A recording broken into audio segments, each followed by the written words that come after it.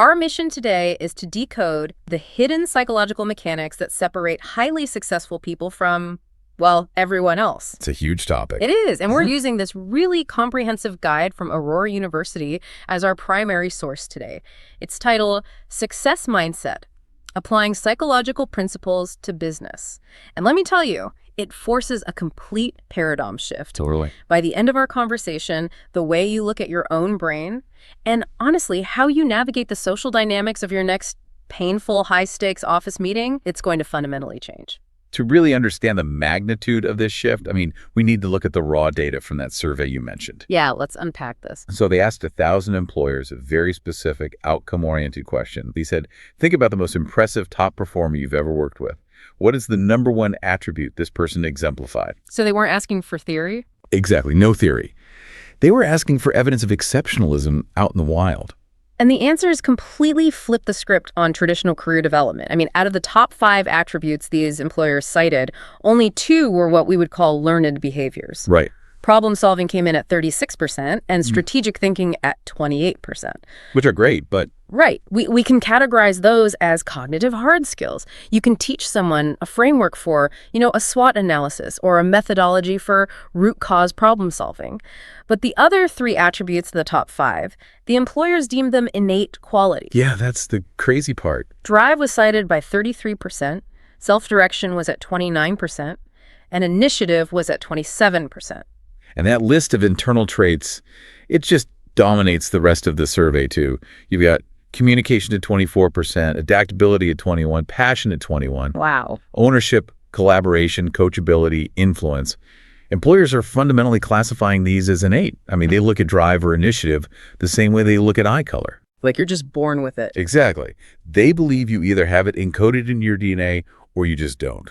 Which creates this massive contradiction, right? Because if we look at the mechanics of this, are hard skills basically just the entry ticket to the arena? Pretty much. Like knowing human anatomy gets you through the doors of the hospital, but once you're actually in the operating room, your ability to adapt to a sudden hemorrhage or your initiative to research a rare complication, that's what actually keeps the patient alive. Right. The entry ticket is non-negotiable. The hospital cannot employ a surgeon who doesn't know anatomy. Obviously. But the organizational drag of a highly skilled employee who lacks self-direction is immense. Just consider a top-tier software engineer who writes flawless, elegant code, but possesses absolutely zero initiative. Okay, yeah. They complete a microtask and then they just sit idle. They wait for a project manager to review the work, synthesize the broader strategic goal, extract the next microtask, and then assign it to them. So the brilliant engineer essentially becomes a tax on the manager's cognitive load. Yes, exactly. The manager is doing all the heavy lifting of keeping the project moving. Right. In a fast-paced environment, the organization just cannot afford to constantly operate its highly skilled people like heavy machinery. They require individuals who finish a task, look at the strategic horizon, which relies on that learned behavior of strategic thinking you mentioned, and then utilize their self-direction to execute the next logical step without prompting. Without needing someone to hold their hand. Exactly. The mindset is the engine that actually puts the static knowledge to work. But, the terrifying part of the employer's vocabulary in that survey is that word innate. Oh, for sure. Because if I look in the mirror and genuinely feel that I am not a naturally self-directed person, the employer's perception basically suggests I'm structurally locked out of ever being a top performer. Like, I'm doomed. Well, the employers are observing the outcome of a highly developed mindset and mistaking it for a genetic gift. And the Aurora University Guide zeroes in on this specific fallacy.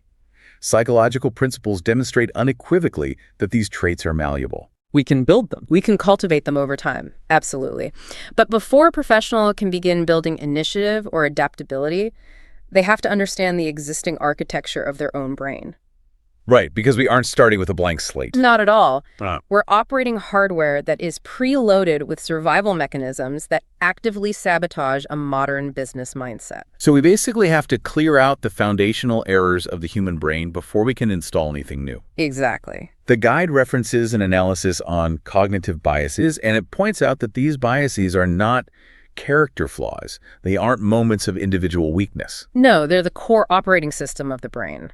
From an evolutionary standpoint, The human brain is the most energy-intensive organ in the body, and it operates as an aggressive energy-saving device. Because it's just dealing with so much data. Constantly, it's bombarded with an incomprehensible stream of visual stimuli, social hierarchies, historical memory, future projections. To prevent cognitive overload, the brain relies on heuristics. Right? Mental shortcuts. It takes complex, ambiguous environments and brutally simplifies them to make them predictable. So evolution basically carved this massive multi-lane paved highway in our brains for rapid pattern-based assumptions. Love that analogy. And rational objective analysis is just this tiny unpaved dirt path off to the side. Yep. And when we're fully rested, we can force ourselves to take the dirt path. But the guide highlights a really critical variable here: the exhaustion factor. This is huge. When we are emotionally drained, physically tired, or even just experiencing a drop in blood glucose, the brain physically lacks the metabolic energy required to override those heuristics. It defaults to the highway. And think about where most high-stakes corporate decisions are made. They're made by professionals operating in a state of chronic sleep deprivation and elevated cortisol. Which is the precise physiological condition that guarantees cognitive distortion. I mean, we're all familiar with the concept of reciprocity, but the guide cites this classic set of studies on restaurant tipping and dinner mints that just brilliantly quantifies how vulnerable our supposedly rational decision-making is. It's such a great study. Because we like to think of tipping as this rational calculation of value, right? The food was hot, the service was prompt, so I calculate 20%. We view ourselves as these objective auditors of our own experiences. But the study just shatters that illusion. So providing customers with a piece of fancy chocolate alongside the check increased the tip by 15 to 18%. Real wow. And the objective quality of the meal didn't change at all. But the follow-up study isolates the mechanism even better. The server leaves 1 mint per person. Then the server turns to walk away, stops, turns back around, and spontaneously offers a second mint to the table. Just a tiny gesture. Right. But that specific behavioral sequence, the initial gift, followed by the illusion of a spontaneous, personalized second gift, it increased tips by 23%. Because the server has essentially weaponized the reciprocity bias. Yeah. This bias is the evolutionary glue of human cooperation. When a hunter-gatherer shared excess meat with you, your brain formed a deep biochemical obligation to repay that favor to ensure mutual survival. Which makes sense back then. Right. But in the modern world, that deeply ingrained survival mechanism is triggered by a 10-cent piece of candy. Yeah. The customer feels this subconscious indebtedness that completely overrides their rational assessment of the meal's value. And applying this to a B2B environment makes it terrifyingly relevant. Like when a vendor flies your team out, puts you in a nice hotel, and caters a lavish pitch meeting, they aren't just establishing a friendly rapport. No, they are systematically loading your brain with reciprocity debt. Exactly. So when it comes time to negotiate the contract, your brain is going to gently push you to concede on a margin point simply to alleviate the psychological tension of an unreturned favor. It's a physiological response masquerading as a business strategy. And there's another heuristic the guide identifies as uniquely destructive to a success mindset, and that's the self-serving bias. Oh, I do this all the time. We all do. Oh. This is the cognitive reflex to attribute all positive outcomes to our own internal brilliance while aggressively blaming external factors for any failures. Like, if the marketing launch succeeds, it's because my strategic vision was flawless. Right. But if it fails, well, the market shifted unpredictably, the algorithm changed, or the sales team just couldn't execute. It is an incredibly robust psychological defense mechanism. It really is. But let me push back on this for a second. Looking at the brutal reality of how human beings function, isn't some level of self-delusion structurally necessary? How do you mean? Well, if an early human missed a spear throw and internalized the full weight of that failure, like genuinely believing they were inherently incompetent and doomed to starve, the resulting depression would just paralyze them. Blaming the wind allows them to sleep, wake up, and hunt again. We need the safety net, right? The evolutionary utility of the self-serving bias is undeniable. You're right, it prevents psychological collapse in the face of failure. The danger arises when that place-to-scene survival mechanism is deployed in a modern, collaborative corporate matrix. Because the environment changed. Exactly. The safety net calcifies into a prison. If a leader systematically attributes failure to external variables, the economy, their team's incompetence, supply chain issues, they sever the feedback loop required for adaptation. You cannot optimize a process if your brain refuses to acknowledge your role in its failure. And it also destroys the social fabric of a team. Total. A manager who hoards the credit for wins and delegates the blame for losses will quickly find themselves leading a cohort of actively disengaged, resentful employees who will just no longer take risks. Which brings us to the ultimate stress test of these mechanisms. We've looked at how individual brains are hijacked by simple reciprocity or ego protection. But the Aurora University Guide forces us to examine what happens when you take a dozen of these exhausted, biased brains and lock them in a room where their paychecks and social standing are on the line. The boardroom battlefield. It's a disaster zone. The guide cites this Harris poll that serves as a profound indictment of modern corporate design. 46% of employees stated they would rather do almost anything else than sit in a status meeting. Anything else? Literally. Nearly 20%, 1 in 5 professionals, said they would rather endure the bureaucratic purgatory of the DMV or literally watch paint dry. And experts note that these meetings often lack purpose and include the wrong personnel. But the root cause of the misery is psychological. The participants are trapped in an environment that is practically designed to trigger cascading cognitive distortions. Okay, let's construct the anatomy of a disastrous meeting to see how these mechanisms interlock. Let's do it. Let's say it's Thursday at 4 p.m. The attendees are facing decision fatigue and glucose depletion. They're gathered around a conference table to decide whether to launch a highly unconventional, slightly risky new product line. The first invisible saboteur to enter the room is the bandwagon bias. Right. So a vocal, charismatic team member states, "I think we should pass on this product line. It's too risky." 2 other people nod in agreement just because it sounds plausible. Instantly, the social dynamics of the room shift. Yep. The bandwagon bias is driven by our herd survival instincts. The brain monitors the social environment, sees a majority or even just the illusion of a majority forming, and begins to alter its own perception to align with the group. Because descending from the herd historically meant isolation and death. So even if I'm sitting there holding a data packet that proves the new product line would dominate the market, my brain is screaming that there is safety in numbers. Exactly. If we pass on the product and the company stagnates, well, we all stagnate together. I won't be singled out. So my mirror neurons fire and I just nod my head in agreement. The conformity is locked in. But let's escalate the scenario. What if the charismatic team member didn't speak first? What if the CEO spoke first? Oh, that changes everything. The CEO says, "I don't like this new product line." We are now dealing with the authority bias. The meeting is functionally over before the second sentence is even spoken. Pretty much. Neurologically, challenging an authority figure triggers the pain centers in the brain. The amygdala registers a threat. We are deeply conditioned by our hierarchical evolution to defer to the alpha, as bypassing our own critical thinking in favor of the leader's command allowed early tribes to act decisively in crises. Right. In the conference room, offering a counter-argument to the CEO doesn't feel like a debate. It feels like an act of social self-destruction. But why does the CEO hate the new product line in the first place? They're likely falling prey to the ambiguity bias. Yep, the fear of the unknown. Right. The new product line represents option A. It's innovative and has a high ceiling, but the metrics are completely unknown. Option B is a legacy product. It's stagnant, but the margins are predictable. The ambiguity bias dictates that the brain will treat a lack of information as a physical threat. Risk aversion floods the system. The CEO selects the legacy product not through a rigorous analysis of market trends, but because the predictable option feels neurologically soothing. They're basically medicating their ambiguity anxiety with a safe business decision. Okay, so the clock hits 4:45 p.m. The silence in the room is agonizing. The attendees are just desperate to leave. Enter the action bias. Exactly. The action bias takes the wheel. The group realizes they need to justify the hour they just spent in the room, so they hastily agree to kill the new product line and double the budget for the legacy product. They mistake the friction of movement for actual progress. Because doing something, anything, provides a dopamine hit of accomplishment. And to justify this deeply flawed, hasty decision, the collective brain of the room instantly engages the confirmation bias. This isn't merely looking for supporting data. It is an active, structural filtering of reality.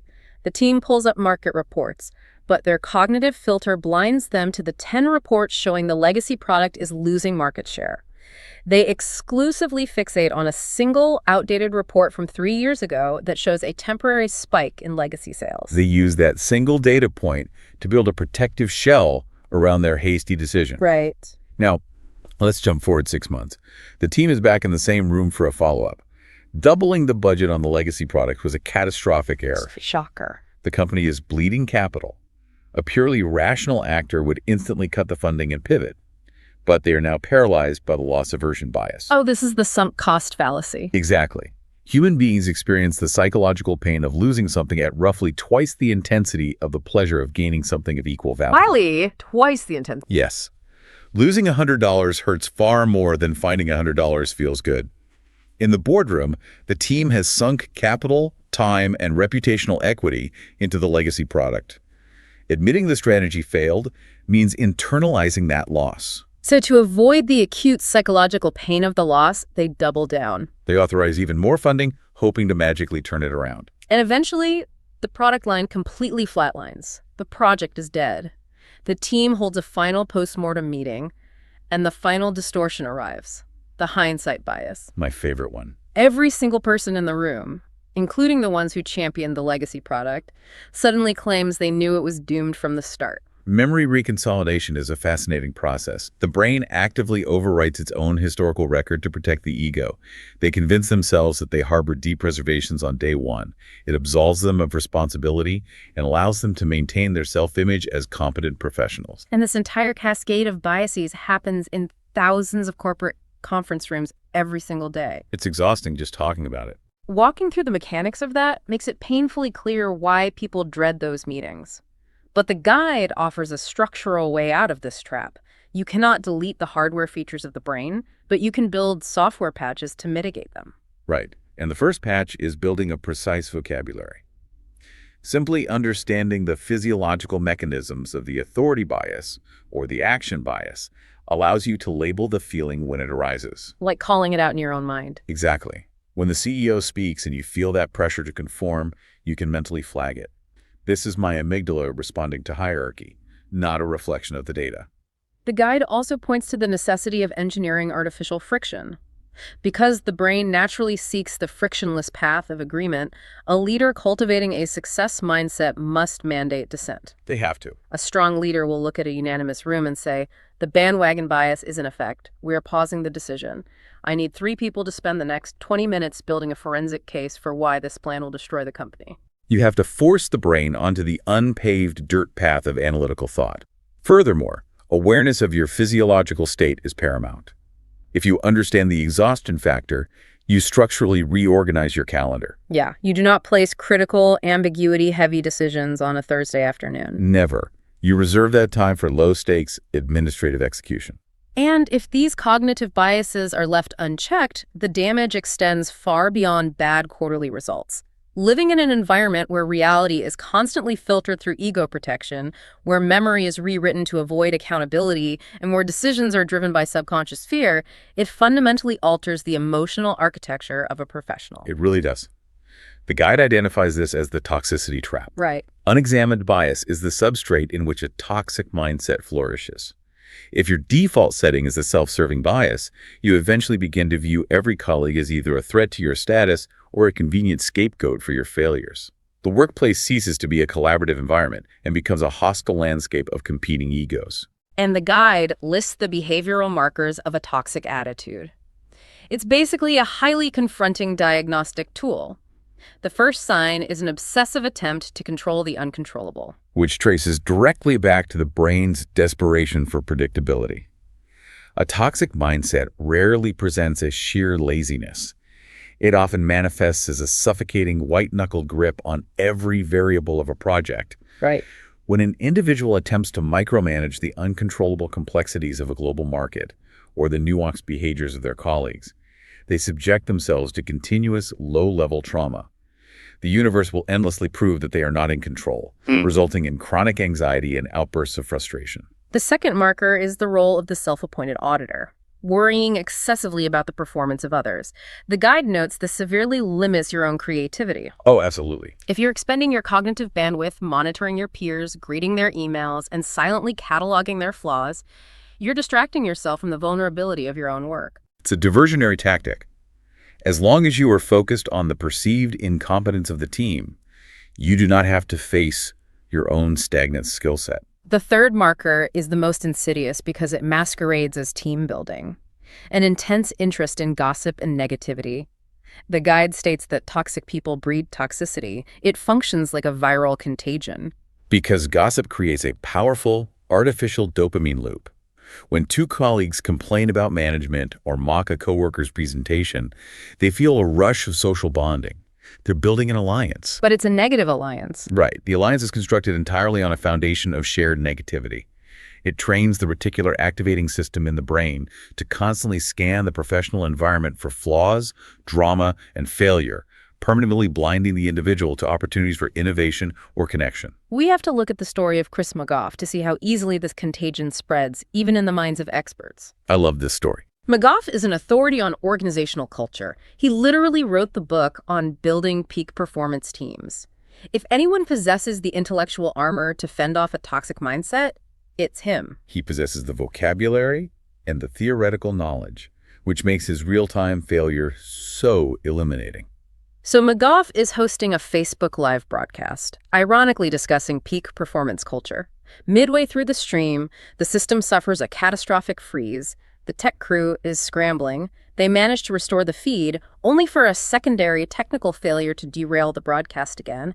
It is a highly visible, deeply stressful professional failure. And he later published an autopsy of his own internal monologue during this crisis. He confessed that his immediate physiological and cognitive response was overwhelming shame and embarrassment. Oh, well, of course. He was consumed by the perception that he was looking bad to his audience. He became angry that the wrong things were happening to his broadcast. Most importantly, he immediately began to mentally prosecute his production crew, assigning blame and categorizing them as incompetent. The self-serving bias flared up violently to protect his ego from the public failure. His brain immediately sought a scapegoat. He was experiencing a concentrated dose of toxicity in real time. But the turning point in the story is his self-awareness. He wrote that in a flash. He got the joke. He observed his own cognitive distortions from a third-party perspective and realized he was manifesting the exact behaviors he coaches executives to eliminate. Because the hallmark of a success mindset is not the eradication of negative or biased thoughts. That is biologically impossible. The hallmark is the speed at which you identify the distortion and intervene before it dictates your behavior. And how did he intervene? He executed a profound pivot in his framing. In a toxic, rigid mindset, the default reaction to a system crash is something is wrong here and someone must be blamed. Right. McGough realized he had to aggressively replace that default pathway with a new question: what is possible here? That specific linguistic shift rewires the brain's response to the stressor. Something is wrong traps you in the past, analyzing the failure and hunting for culprits. What is possible here forces the prefrontal cortex to engage with the future. It demands a strategic response to the new reality. It's the cognitive equivalent of using an opponent's momentum in martial arts. Oh, that's a great way to look at it. Like if you rigidly block a heavy punch, you absorb the kinetic energy, it bruises you and breaks your stance. If you view the system failure as a punch and your reaction is something is wrong, you take the full impact of the stress and embarrassment. But if you ask what is possible here, you step off the center line. You use the momentum of the failure to pivot. You make a self-deprecating joke to the audience about the irony of the situation, instantly humanizing yourself and increasing their engagement. You turn the failure into a live demonstration of resilience.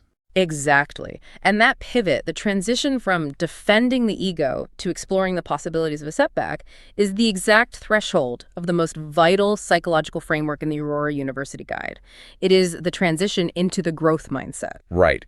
If the hard skills are the structural chassis of your career and the cognitive biases are the rust degrading the joint, the growth mindset is the premium fuel that allows the entire machine to operate at peak efficiency. And we really have to look at the foundational work of psychologist Carol Dweck to understand the mechanics of this.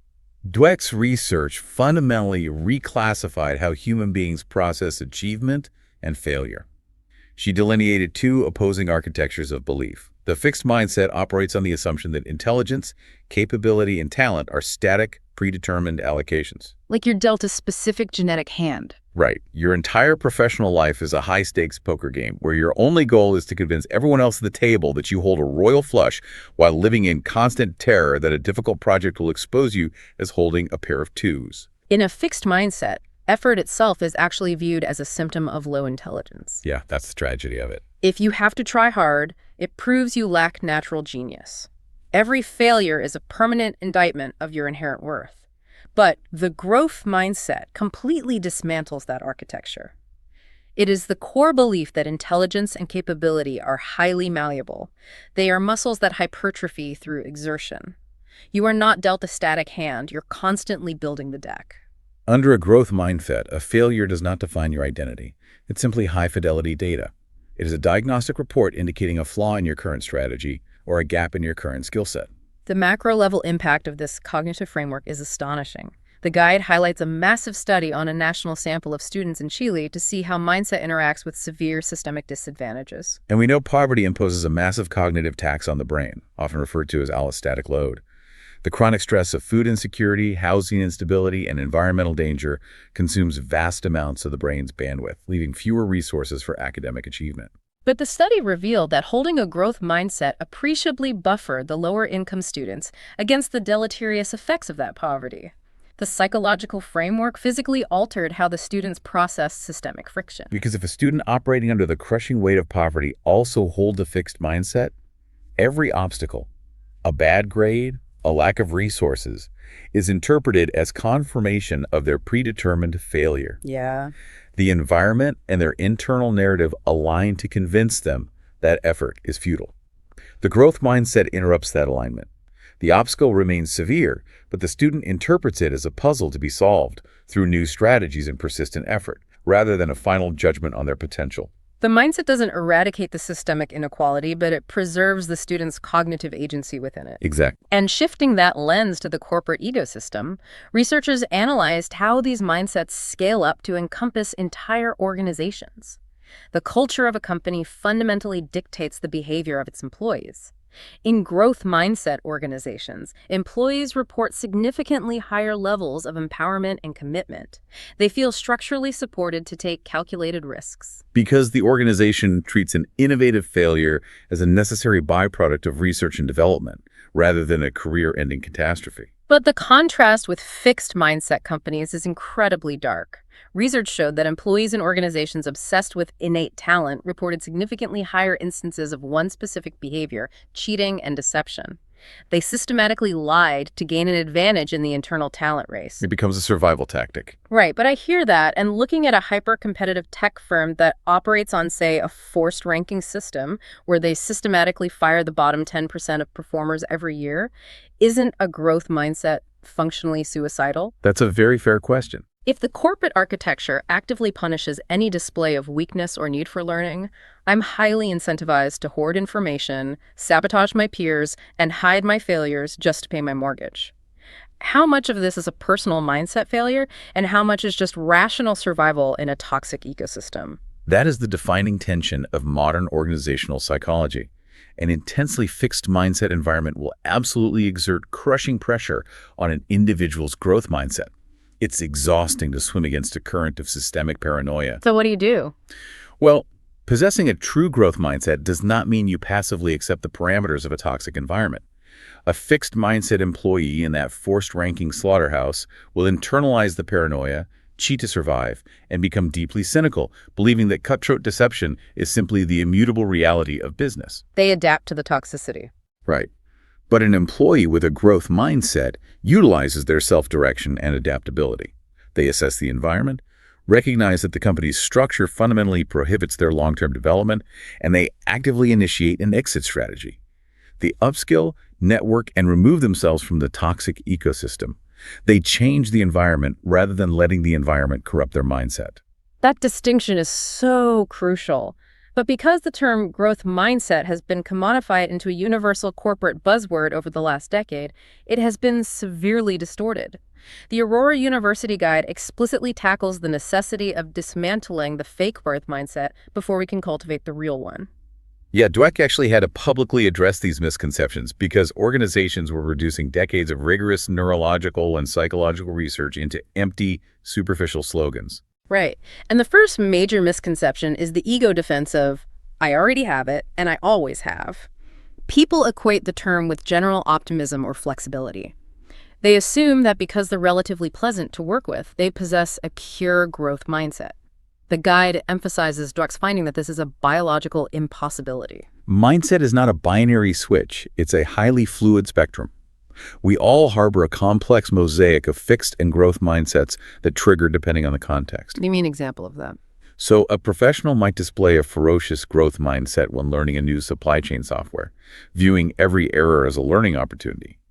But that same professional might harbor a deeply fixed mindset regarding public speaking, actively avoiding presentations because they believe they simply lack the gene for charisma. I see. Claiming you have achieved a permanent pure growth mindset is, ironically, the ultimate fixed mindset statement.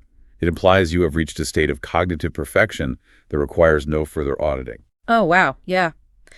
The second misconception is perhaps the most destructive force in modern management: empty praise. This is the misinterpretation that a growth mindset simply means rewarding effort, regardless of the objective outcome. It's the participation trophy ethos infiltrating the boardroom. It is a profound misunderstanding of the mechanism. If a team works grueling hours on a product launch, but the strategy is fundamentally flawed and launch fails miserably, a manager operating under a fake growth mindset will attempt to soothe the team by saying, "Great effort, everyone. You tried your hardest, and that's what matters." It creates an atmosphere of toxic positivity where acknowledging failure is strictly forbidden. Furthermore, that kind of empty praise is deeply condescending. It subconsciously signals to the employees that the manager never actually expected them to succeed in the first place, so they're being patted on the head merely for expending calories. A genuine growth mindset requires a rigorous, unflinching engagement with the failure. The manager should address the room and say, "The effort was commendable, but the outcome is unacceptable. Our core assumptions about the market were incorrect. We are going to deconstruct this launch, identify exactly where our analytics failed, and rebuild the strategy." It demands accountability. It separates the value of the employee from the failure of the strategy, but it never ignores the failure. It uses the failure as the raw material for the next iteration.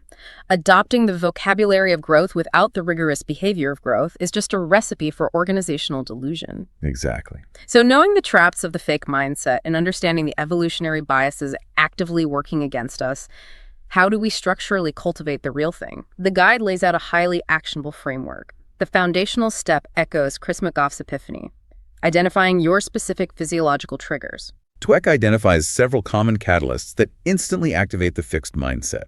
Encountering a highly complex challenge, receiving critical feedback, or witnessing a peer drastically outperform you.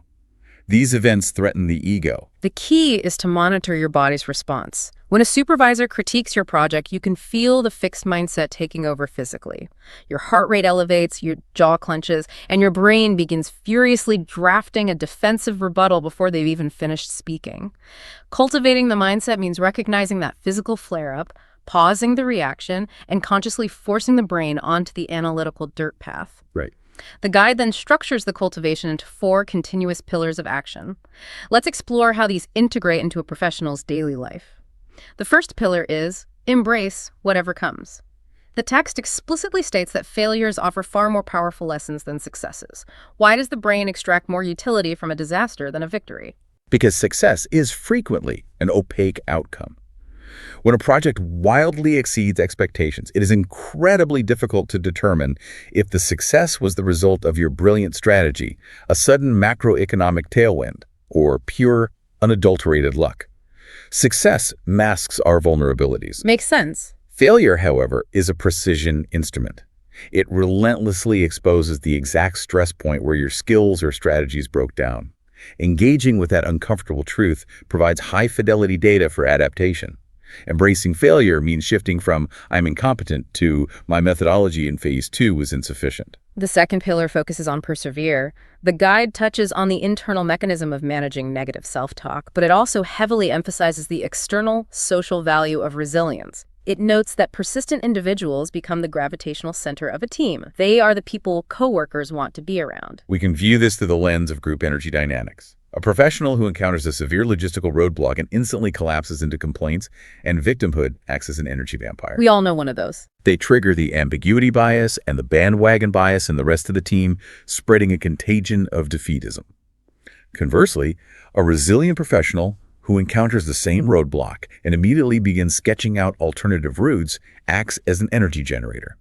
They project a psychological safety net over the group. People are instinctively drawn to that resilience because it downregulates their own amygdala responses, makes the entire team feel safer. Exactly. The third pillar is look for feedback. But the text draws a sharp distinction here. Passively desiring feedback is useless. You must proactively engineer the acquisition of that feedback. Delivering critical feedback is a socially fraught interaction. The vast majority of managers will subconsciously avoid it because they anticipate the defensive, fixed mindset reaction from the employee. If you genuinely want the data required to grow, you have to systematically lower the social barrier for your manager. The guide advises against asking vague, open-ended questions like, how am I doing overall? That formulation invites the frictionless, polite response of, you're doing fine. You have to ask highly targeted questions that force an analytical response. What is the single biggest bottleneck in my workflow that I can improve this quarter? Or asking a peer, during that presentation, at what specific moment did I lose the attention of the client? And crucially, you must prepare your follow-up response in advance to override your own defensive triggers. When they point out the flaw, you do not justify your past actions. You interrogate the data further. You ask, can you provide a specific example of how you would have structured that slide differently? You treat their critique as objective structural engineering advice, not an assault on your character. The fourth pillar is seek new opportunities. This requires deliberately stepping outside of your established competence zone, volunteering to lead a cross-functional committee, or offering to mentor a junior employee in a different department. The neurological reality is that growth only occurs at the absolute perimeter of your current capabilities. If you're operating entirely within your comfort zone, executing tasks you have already mastered, your brain is utilizing the paved highway. It's coasting. Yeah. To build new neural pathways, you must subject yourself to the friction of potential failure. If you're not risking a minor, manageable failure on a regular basis, your mindset is atrophying. This brings us to the ultimate synthesis of the Aurora University Guide. Identifying biases, managing toxicity, and embracing failure are the psychological prerequisites. They clear the cache and optimize your mental processor. But a hyper-efficient processor is useless if it is not fed premium, high-density data. A true success mindset eventually demands the expansion of tangible, complex skills. The psychological framework must be coupled with rigorous structural knowledge. That is the function of formal education in the cultivation of this mindset. Relying solely on informal, on-the-job learning results in a fragmented, highly localized understanding of business. Formal education provides the macro-architectural frameworks required to translate raw experience into scalable, strategic vision. The guide highlights Aurora University Online as a structural solution for working professionals who need to systematically upgrade their database while managing the demands of a career. They outline a flexible, fully online MBA program designed explicitly for rapid acceleration.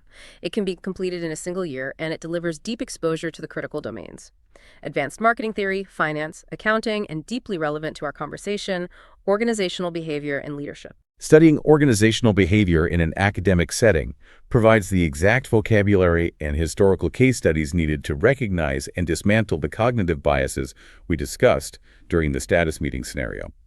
Furthermore, the program removes the arbitrary friction of standardized testing by not requiring a GMAT or GRE for admission. It allows the professional to immediately engage with the curriculum rather than wasting cognitive bandwidth prepping for a generalized test. And for professionals who entered the workforce early and accumulated massive amounts of street-level business experience but hit a promotional ceiling due to credentialing, they offer an online bachelor's in business administration. It is specifically engineered to take the intuitive resilience and initiative an adult learner has developed in the field and back it up with the formal academic scaffolding necessary to ascend into management roles in healthcare, manufacturing, or finance. Returning to the posture of a student as an experienced adult is perhaps the most profound behavioral demonstration of a growth mindset. It is a public acknowledgement that your knowledge is incomplete and you are willing to embrace the vulnerability of rigorous evaluation to expand your capabilities. We have deconstructed a massive amount of psychological architecture today. We began by analyzing the innate trait fallacy, the revelation that the drive and adaptability employers desperately crave are not genetic gifts, but the outputs of a highly engineered mindset. We mapped the evolutionary hardware of the brain, exploring how the brain's desperate need to conserve energy subjects us to the reciprocity bias and the self-serving defense mechanisms. We walked through the slow-motion disaster of a boardroom hijacked by conformity, authority, and loss aversion. We covered a lot of ground. We really did. We examined how those unchecked biases curdle into a toxic obsession with control and gossip. And finally, we explored the relentless analytical work required to maintain a genuine growth mindset, the kind that aggressively dissects failure and asks, what is possible here? The utility of this deep dive lies entirely in its application. This is an abstract sociological theory. Tomorrow morning, you will log into your workflow and you will be tested.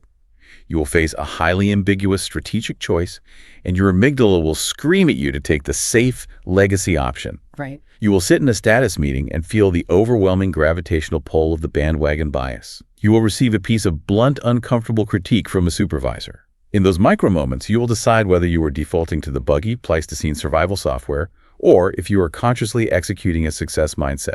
As we close, I want to leave you with a final, complex question to audit your own professional environment. We have established that a true growth mindset requires a deep, vulnerable engagement with failure and a long-term commitment to iterative learning. But analyze the specific ecosystem of your current company. Is your modern workplace, with its relentless obsession on immediate quarterly margins, zero-defect execution, and stack-ranked performance reviews, actually designed to punish the exact psychological mindset it claims it wants to hire? The next time you experience a setback at work and feel the crushing pressure to hide it, ask yourself, is this organization structurally capable of letting me grow, or are they exclusively expecting me to be fixed? Evaluating the incentive structures of your environment is the final necessary step in ensuring your mindset has the oxygen it needs to thrive. We started by assuming success was a pristine, binary checklist of technical skills. We end by understanding it is a murky, continuous negotiation with our own evolutionary biology. You now possess the analytical tools to view your own cognitive reflexes and the social dynamics of your next painful office meeting with absolute clarity. Thank you for joining us on this deep dive. Keep questioning the defaults, keep learning the mechanisms, and keep diving deep.